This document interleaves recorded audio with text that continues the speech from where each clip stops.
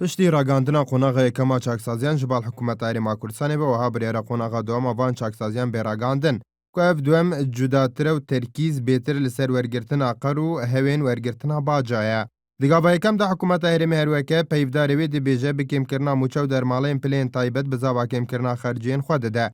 Bi vê yekê jî gav û qonaxên bêtir dest pê dikin. Pêdiçe qonaxên çaksaziyê bi van nizîkan hemû neyêne bicîkirin ji ber ku pişka zor awan pêtivî bi wê yekê ye li hevgwartin û gorîn di yasayê da bêkirin ji bo vê yekê jî pêtivî dibe parlamend kar li serê bike. Beçekadin di qonaxa dewma çaksaziyê wergirtina qerên hikûmetê lê cem belênderan ku li gorî pêzanînên hênartî bêtir ji 700 milyar dînar ye.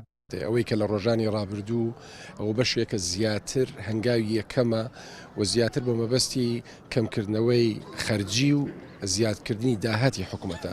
بەڵام ئەگەر باس لە چاکسازی حەقیقی بکەین، چاکسازی لە پێکهاتەی حکوومەت و لە بیرۆقراتیەتی حکوومەت و کەمکردنەوەی ڕوتینیات و هەندێک لەو پێداچوونەوانە بە پێداچوونەوەی ڕێنماییەکە دەکرێت، هەندێکیش ممکنە پێویستی بە گۆڕینی یاساکان هەبیتن. Endamekê Parlemanê Kurdistanê dibêje gava yekema çaksazî hikûmeta herêmê lawaza û hîvîxwazin di gava dahatî de karên ciddî bikin. ئیجراعاتی ئیداریە و شکلم ئیجراعاتە ئیداریش کێشەی قانونی تایە وەکو ڕاگررتنی بەرزکردنەوەی دەرماڵە و عەلا و تەرفیعی فەرمانبەران یان کەمکردنەوەی موچەی سەرۆکایەتی هەرێم، چکە موچەی سەرۆکایەتی هەرێم بە قانون ڕێکخراوێ بە قانون دانرێتەوە ڕێنمایی لاوەسترێ لە قانون.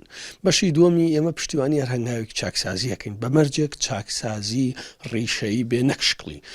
Niha bi sedemê giraniya krîzên darayî Herêma Kurdistanê hemû xelk pêşwazî ji her biryar û rastpardeyekê dikin ku bargiranî û xerciyên nepêtivî bi serdarayî lawazên Kurdistanê vekêm bike, lê bi wî mercî çaksazî tijî bin digel nav û navaroka wan de.